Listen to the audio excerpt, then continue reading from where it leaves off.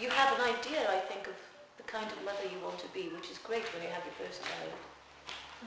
But when you have your second, your third, and your fourth, you don't really get to decide. They sort of determine the mother you are, and you can't be the same mother to one as you can. You can't be the same mother to them. You have to be a different mother to each one, because first one has all your attention. Maybe you don't work, maybe you do work when you have a different one. Your situation changes. You have, the more people you have to look after, the more work you have to do, and you spend less and less time. Like with my first, we were like a couple of kids together, we played together, we did everything together. And then time, you don't have time to be the person. And then I think when you have 3 or 4 kids, you kind of start to lose yourself in a way. There are things, simple things that I don't do, I haven't done for years. Go to the doctor when I should have gone to the doctor, go to the dentist. I just kind of figure it's on the bottom of my list. There's such a long list in my head of things that have to be sorted out. Even just keeping up with school things for 4 different kids. And then their dental appointments and their whatever appointments. Yeah, you can't go at the bottom of your list. You start cutting your own hair. You start wearing Asda clothes. Yeah. You take them to school, then you go home and brush your teeth. Once I have looked down to see if I had my slippers on. Once. You do sort of, you wake up thinking of other people. I've not woken up thinking about myself in many years. And I think that's how I got to know myself, is through being a mother. I've not really known myself before being a mother. So in a way I've always been a mother. It'd be a lot harder if I hadn't, and then I'd be like missing something that maybe I had before, but I didn't really have myself before that.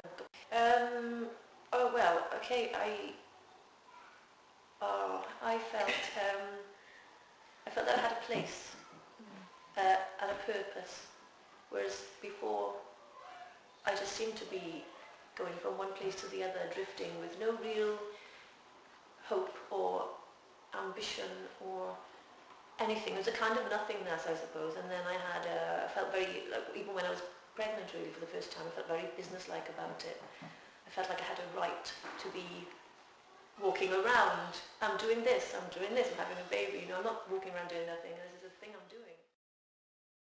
I suppose I always say that I'm a farmer's daughter, primarily. I always introduce myself as a farmer's daughter to everyone and anyone.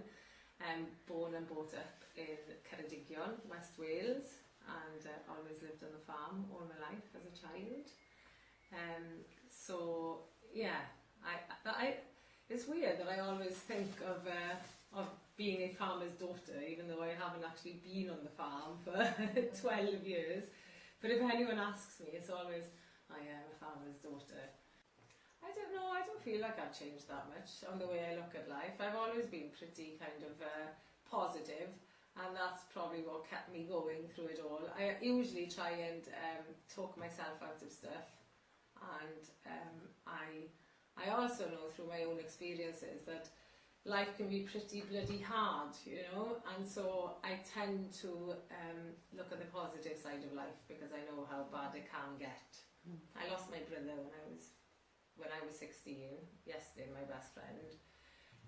He died in a farming accident, so I lost what felt like everything then, and I think subconsciously that was part of the reason why I didn't want to have children, because after years and years of kind of coming to terms with it and grieving, obviously, and crying, and I realised that if I was to find a positive in it at all, the positive was that whatever happened to me in my entire life, it could never be as bad as that.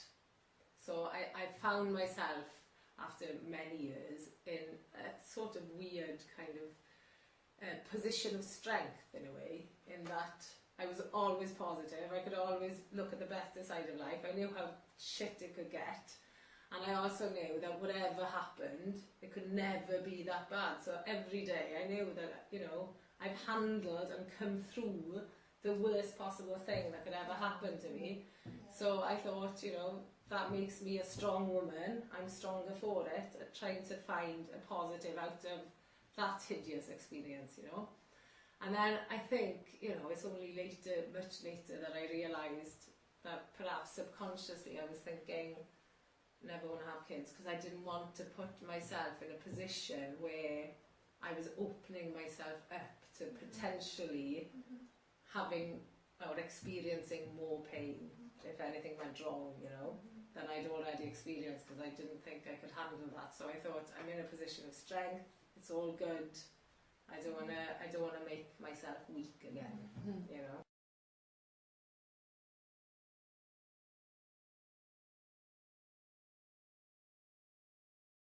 Actually, when I was early 20s, by the way, my background is Buddhism. Oh, right. So when I was early 20, I went quite a lot of Buddhism training. One of training called Avatar, and this is a week course. You go there, try to find out yourself. And one of the questioners, who are you? And then by then, I found it quite difficult to find out myself. You know, I'm not one of my parents' daughter. Yeah, I am, but it's not who I am. I'm not, by the one of the English teacher in one school. So I think I didn't get any answer who really I am. They just asked me, who are you? Of course, I'm chill God, but I don't know how. I can't say it as I'm Sean and Ryan's mom. I am Peter Roderick's wife. But behind that, I am somebody's, you know. Say, who are you? Sometimes I answer who I want to be. So sometimes I say, I am little Buddha, because you know, as my background religion, I try to practice Buddhism, so I want to be small little Buddha in my mind. I really hope, you know, sometimes you see yourself in your mom, especially woman to woman. And I really hope Sean doesn't get my darkness, my part of darkness. Jean, you know, as a joke, people say she gets from you. You know, she can be really moody and without any reason. He makes jokes, but it can be true. So, yeah, my whole life, my childhood, my high school, my college, there was no such a fun childhood. So we both want to give as much as we can give to them, as other parents as well. But mine is, when I'm thinking back, oh, I don't want to give this all at all. But certain point, they can see, you know, through my, through talking or through my.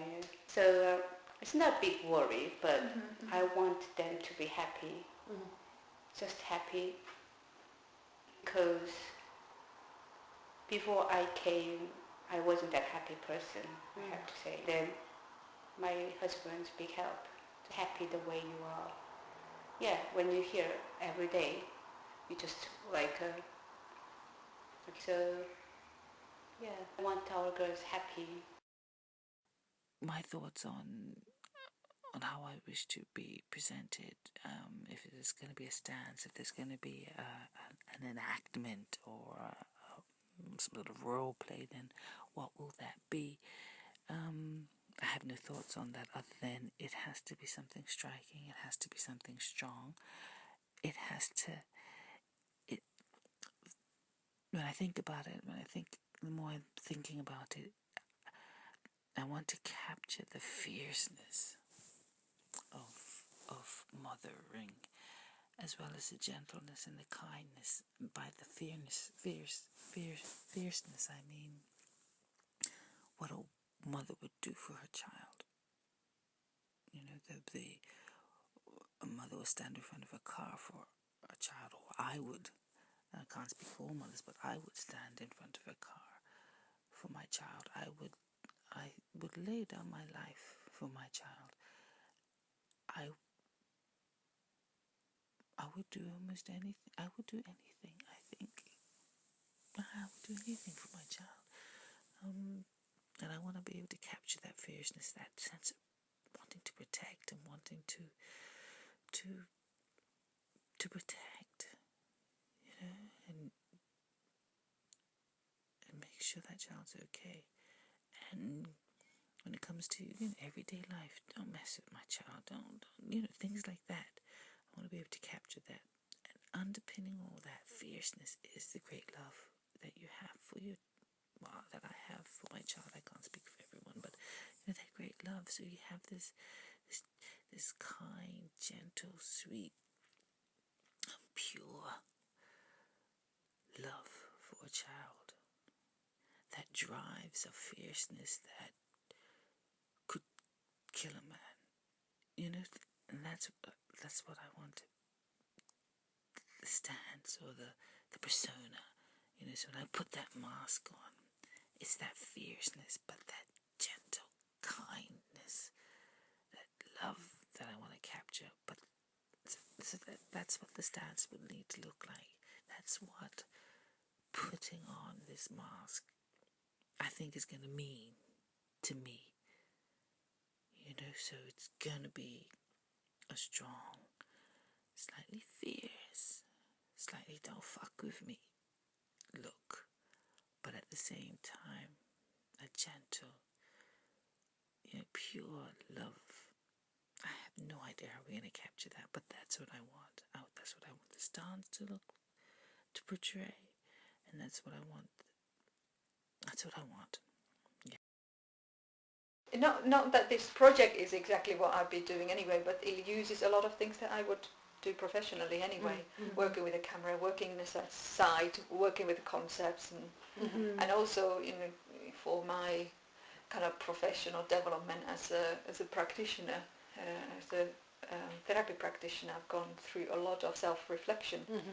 So in a way, it's just using things that are there, and perhaps delving into things in a slightly different perspective. And I've been thinking about pregnancy, having a child, in relation to my professional dance practice as well. So kind of supporting my thinking of that, because I'm hoping to write about that. So it's been kind of add on to that.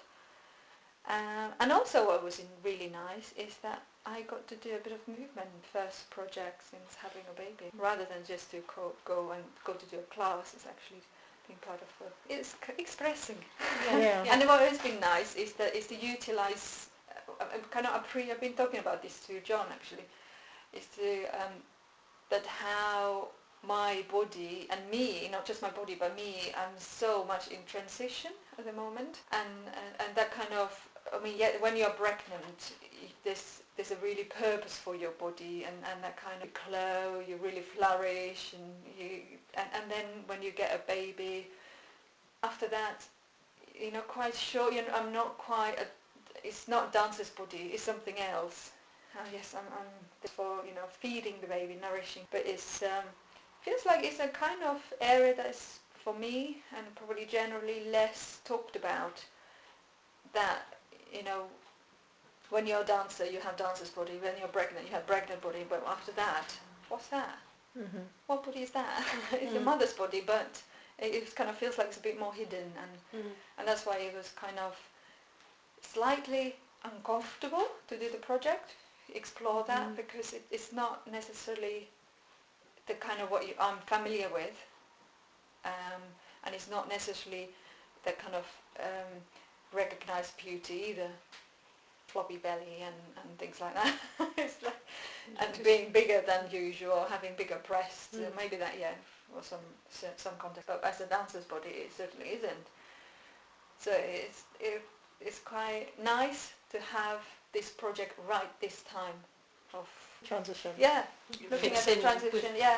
That really got me thinking about what is not. All right, this is big story, but in terms of, all right, I'm nearing 40 and my last child now, so we have our family together, and it's a transition into something like towards new middle stage. age. Yeah, new stage.